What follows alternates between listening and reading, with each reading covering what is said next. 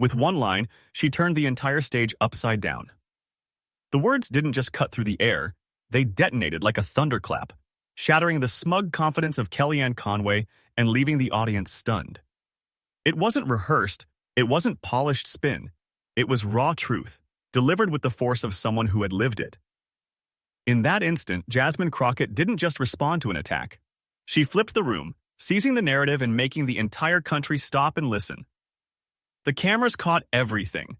Flashbulbs burst like lightning as the crowd leaned forward, eyes locked on the two women at the center of the storm. Conway had walked in smiling, armed with what she believed were facts sharp enough to corner her opponent. She had played this game 100 times before. Dominate the stage, overwhelm with confidence, leave no room for doubt.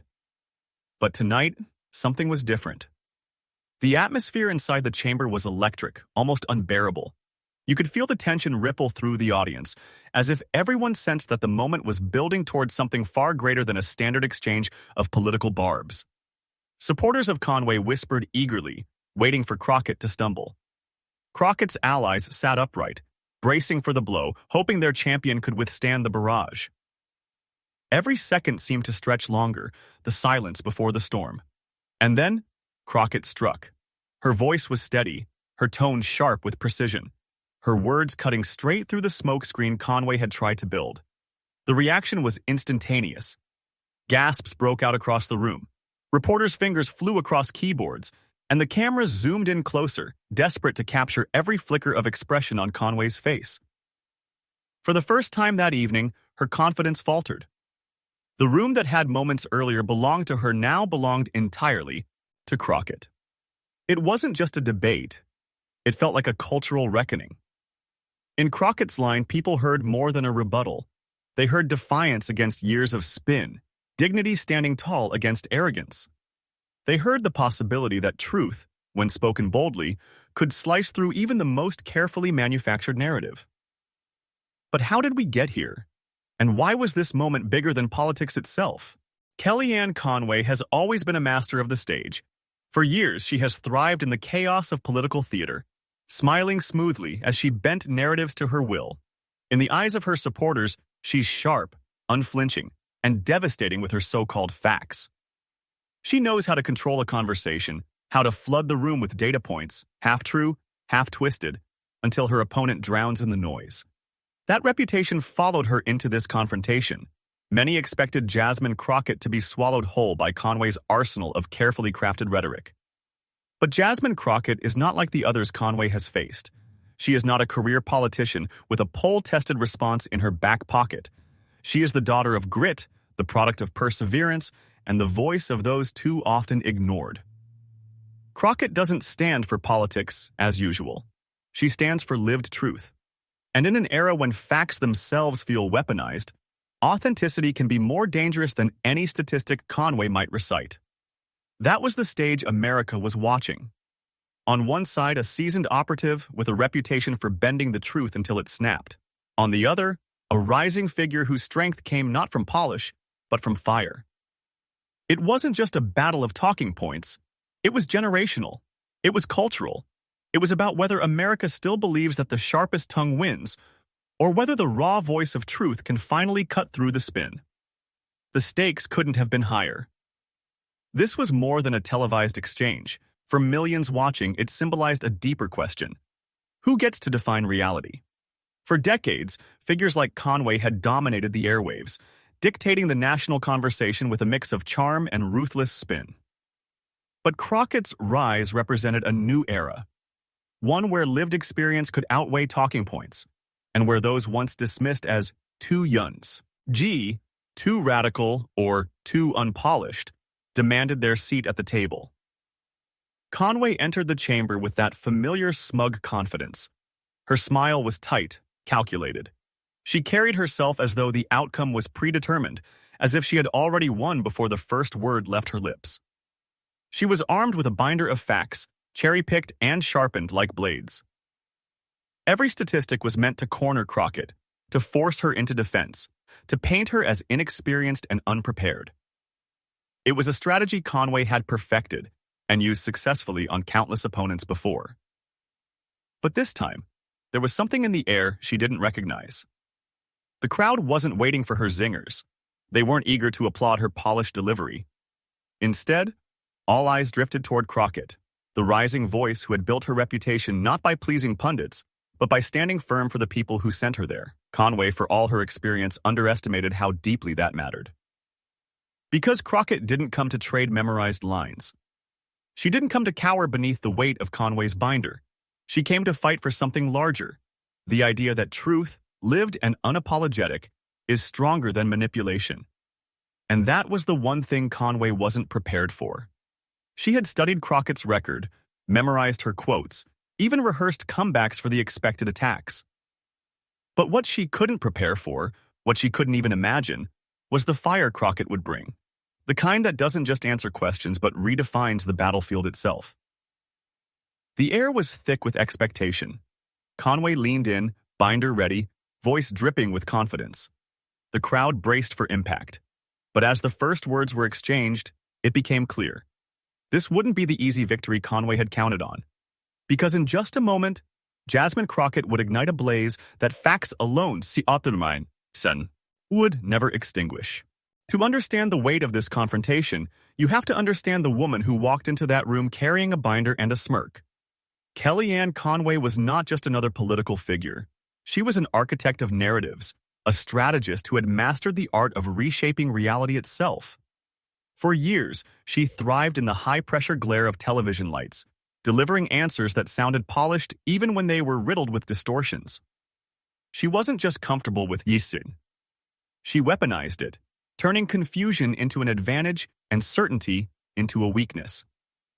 It was Conway who once coined the phrase that would haunt the national conversation: alternative facts. To many, it was the clearest admission that truth had become negotiable in American politics. What others called lies, she reframed as a different perspective. What critics saw as deception, she recast as clever wordplay. And time after time, she got away with it, because she knew how to deliver her lines with absolute confidence. Her tone was steady, her smile unwavering, her eyes unflinching. She could look straight into the camera, deflect the toughest question, and leave her interviewer scrambling for footing. That was the Conway playbook. Never admit, never retreat, never let the audience see a crack. It was a style honed over decades. From cable news panels to Sunday morning talk shows, Conway perfected the performance. She studied the rhythms of conversation like a conductor studies music, always ready with a sharp interjection, a dismissive laugh, or a sudden pivot. When her opponent brought facts, she brought anecdotes. When her opponent brought emotion, she brought statistics. And when her opponent brought both, she buried them under a flood of talking points until the moment passed. It wasn't about truth, it was about control. And Conway was a master at controlling the stage. But beneath that polish was a thread of arrogance. She treated opponents not as equals, but as inconveniences to be swatted away. Her interruptions weren't just tactical, they were condescending. Her smirks weren't just mannerisms, they were signals to the audience that she was above the fray, smarter than the rest, untouchable in her own arena. For years, this dismissiveness worked. Many tried to stand against her, and many faltered. Some grew frustrated and lost composure. Others drowned in the avalanche of her statistics. Conway didn't just debate people, she dismantled them, one calculated word at a time. That was the reputation she carried into this clash. Supporters expected her to humiliate Jasmine Crockett with the same cold efficiency. They imagined Crockett flustered, cornered, struggling to keep up as Conway rattled off a barrage of figures and quotes. It had played out that way so many times before. Why should this be any different? But what Conway and her followers didn't anticipate was that her own playbook had begun to wear thin. The country had grown weary of spin disguised as strategy. People were no longer dazzled by rehearsed sound bites that twisted reality into a weapon. They wanted something real, something human, something that couldn't be manufactured in a war room or rehearsed in a green room before showtime. And in Jasmine Crockett, they saw that authenticity. Because Crockett didn't need to memorize lines or rehearse dismissive laughs, she carried her truth in the marrow of her bones. She spoke from a life lived outside the polished walls of power, from courtrooms and communities where the consequences of policy were not abstract talking points but daily struggles. She didn't need a binder of cherry-picked statistics to prove her case. Her very presence was proof enough. This was the contrast that would define the night. On one side, Conway embodied the arrogance of a political era that thrived on manipulation and spectacle.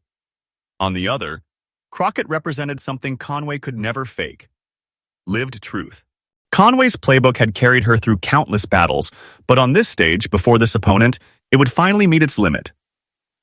Because while facts can be twisted and narratives can be spun, lived truth doesn't bend. It breaks through no matter how carefully someone tries to smother it.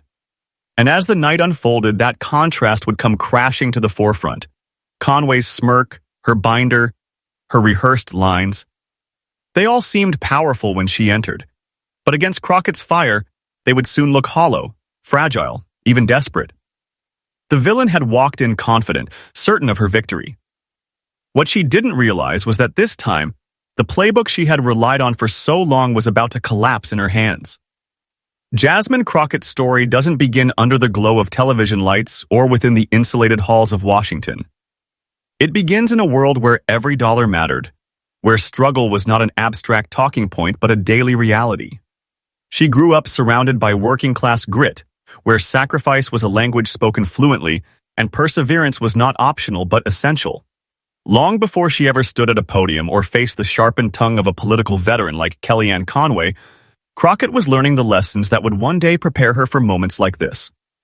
She was the child who watched neighbors fight eviction, the young woman who saw families lose everything to a system that often seemed built against them. Those memories etched themselves into her like scars, reminders that politics was never just about policy. It was about people. Every scar was a lesson, every fight a training ground. When she entered the legal world, Crockett carried those lessons with her. She didn't choose glamorous cases or corporate clients. She chose to fight for those who couldn't afford armies of attorneys, the marginalized, the overlooked, the pioisho, plea who rarely had anyone in their corner. She walked into courtrooms not with the power of privilege, but with the fire of conviction. And every time she stood before a judge, every time she spoke on behalf of someone dismissed by society, she added another layer of resilience to her spirit. Those battles weren't easy. She faced hostility, dismissal, even ridicule from those who believed she was too young, too inexperienced, too bold. But Crockett never flinched. If anything, she thrived under the weight of doubt. The more she was underestimated, the stronger she became. She learned how to dismantle arguments not with clever tricks, but with piercing clarity. She learned that truth, spoken plainly, can cut deeper than any polished spin. And she learned that dignity, when held firmly, is a weapon no opponent can disarm. Her rise into politics was not a leap into the spotlight, but a continuation of that fight. She didn't come to Washington to climb a ladder. She came to bring the voices of her community into rooms where they had long been ignored. Her passion was not performance. It was lived experience. When she spoke, it wasn't from theory. It was from the courtroom battles where she defended tenants from wrongful evictions, from the community meetings where she fought for those who had no platform, from the personal grit of a woman who knew what it meant to struggle and still stand tall. And that authenticity became her shield. Unlike polished career operatives, she didn't need to rehearse empathy. It was in her blood. She didn't need to memorize talking points. They were written into her life. She didn't need to fake passion. It burned naturally, drawn from years of watching injustice up close. When people listened to Crockett, they heard more than arguments. They heard echoes of their own struggles, their own frustrations, their own dreams. She was a mirror, reflecting back the lives of those who had never seen themselves represented in power. That's what made her dangerous to someone like Conway. The Conway playbook relied on rattling opponents, making her story, rooted in grit, sharpened in courtrooms, lifted by the communities she served, was the silent force that followed her into that room. Conway may have had the spotlight experience, the polish, the smirk, but Crockett had something Conway could never manufacture, something no strategist could script, something no opponent could take away. Authenticity born of struggle, truth born of survival. And as the room braced for the clash, that authenticity was about to ignite. Because when lived truth collides with rehearsed spin, only one can stand tall in the end. And Jasmine Crockett was ready to prove it. The air inside the chamber was taut, stretched thin like a wire ready to snap. Conway sat poised, her binder open before her like a weapon. She adjusted her glasses, leaned into the microphone, and began her assault. Her voice was sharp, her tone tinged with superiority. Page after page of statistics rolled off her tongue. Figures about economic growth, quotes from think tanks, surveys cherry-picked to prove her point. Each number was delivered with a smirk, as though she were checking boxes on a well-rehearsed script. To the casual observer, it looked like dominance. To Conway, it felt like control. She pressed harder. "Congresswoman Crockett," she said, drawing out each syllable as if addressing a student in a lecture hall. "You claim to understand these issues, but the numbers tell a very different story. Do you deny the data? Do you reject the facts?" The question was a trap, a classic Conway maneuver. She wanted Crockett boxed in, defensive, flustered, scrambling for footing. But Jasmine Crockett didn't flinch. She didn't rush to interrupt or drown Conway out. She simply listened, her eyes fixed steadily on her opponent, her hands resting calmly on the table. Every movement radiated composure, the kind of quiet confidence that unsettles an aggressor.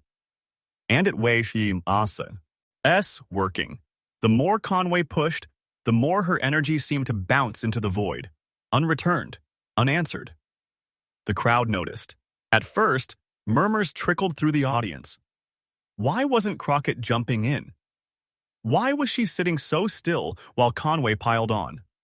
Supporters of Conway leaned forward, hungry for Crockett to stumble. But Crockett's allies recognized something else: patience. They could see she was waiting, biding her time, letting Conway dig deeper into her own hole. On social media, the chatter began. Clips of Conway rattling off her binder of statistics spread quickly, but alongside them came the speculation. Why isn't Crockett reacting? Is she nervous, or is she setting a trap? The tension wasn't just in the room. It was rippling outward into living rooms, onto phone screens, across timelines. People weren't just watching a debate. They were watching a drama unfold, a duel where the next move could change everything. Conway doubled down, mistaking Crockett's calm for weakness. "You see, Congresswoman," she pressed, her voice tightening, "this is the difference between rhetoric and reality. You may have passion, but passion doesn't pay the bills. These facts, these numbers, this is what matters." Her tone was dismissive, even mocking, a lecture meant to belittle rather than enlighten. The smirk widened. She could sense victory within reach. Still, Crockett remained unshaken. She nodded slightly, as if acknowledging Conway's words, but her expression never cracked. That serenity was unnerving, like watching a storm gather silently on the horizon. The audience shifted in their seats, sensing it too. Something was building. The calm was not surrender. It was calculation. And that's when the atmosphere began to change. Reporters in the front row sat straighter. Phones recording the exchange caught every detail. The narrowing of Crockett's eyes, the slight tilt of her head. It was the look of someone who had heard enough, who was about to speak not just to the room, but to history. Conway finished her barrage with a triumphant flourish, slamming her. But silence can be deceptive. Because in that silence, every ear turned toward Jasmine Crockett. Every camera lens sharpened, every phone tilted forward, every breath held. The country leaned in, waiting to see whether Crockett would crumble or whether something else was about to happen. And then, Crockett leaned forward and the atmosphere shifted. Jasmine Crockett didn't rush. She let the silence hang for just long enough to sting, long enough for Conway's grin to falter at the edges. Then, with a steady breath, she leaned into the microphone. Her voice was calm, measured, deliberate. "Kellyanne," she began, and even in the simplicity of her tone, the balance of power shifted. "You keep talking about numbers. You keep rattling off percentages and charts. But let me tell you what those numbers actually mean when you stop hiding behind them." The room froze.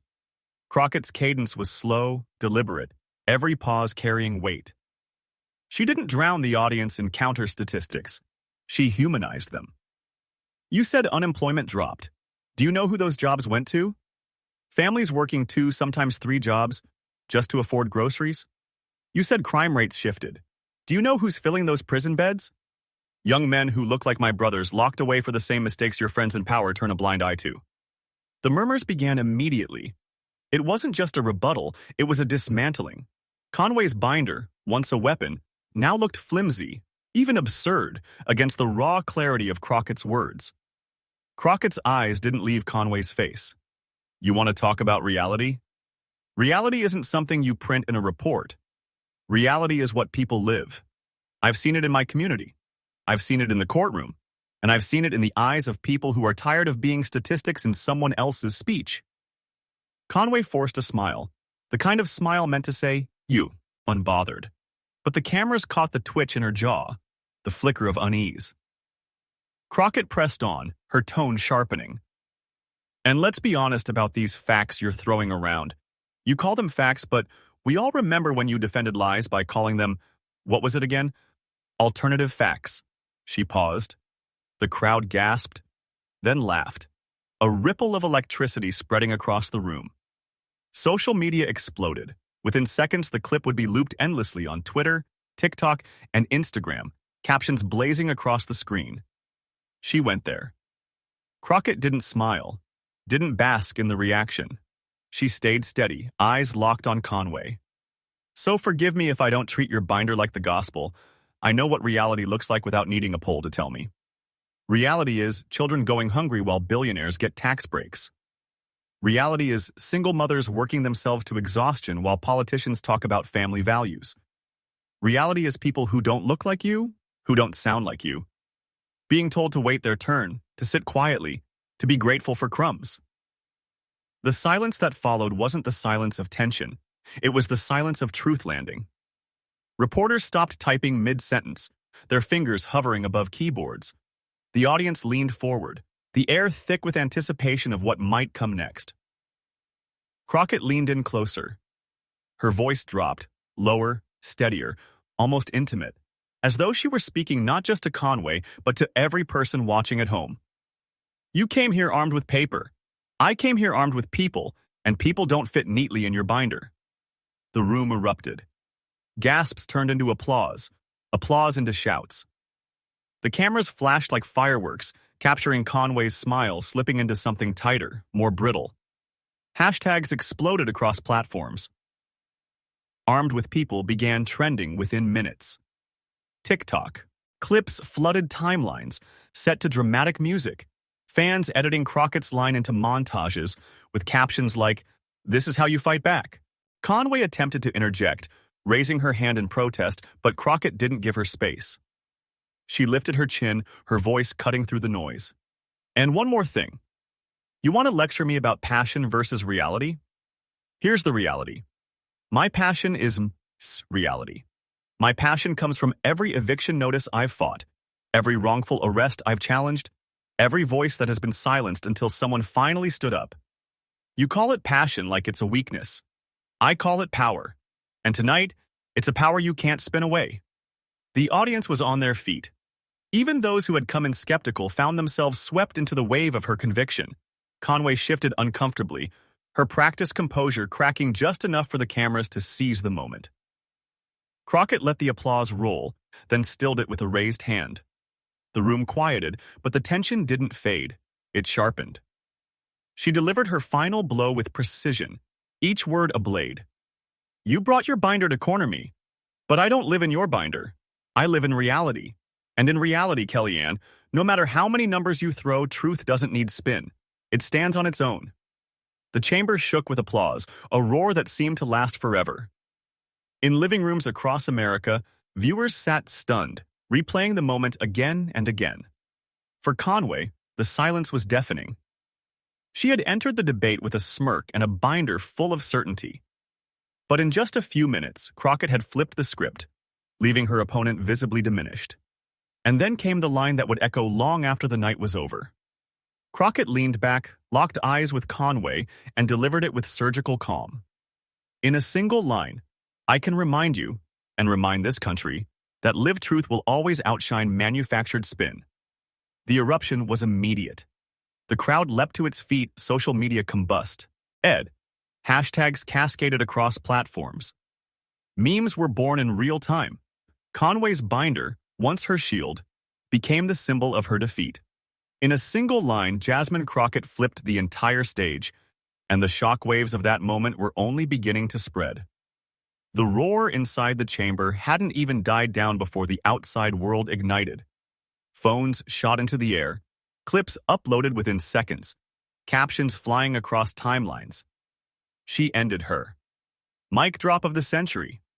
Hashtags socked Howarish one after another, armed with people. #Crockett vs. Conway had truth over spin, each trending within minutes. Twitter became a bonfire, TikTok a flood. Loops of Crockett's line, "I came armed with people," were remixed with music edited into cinematic montages, even paired with boxing highlight reels. The internet wasn't just reacting, it was celebrating. Cable networks scrambled to keep up. By the next morning, the clip had aired on every major channel, replayed in slow motion, dissected frame by frame. Commentators leaned in with awe, some smiling mid-segment as if still stunned. On one network, a panelist leaned back in his chair and said simply, "That wasn't politics, that was history." Conway's silence became the story itself.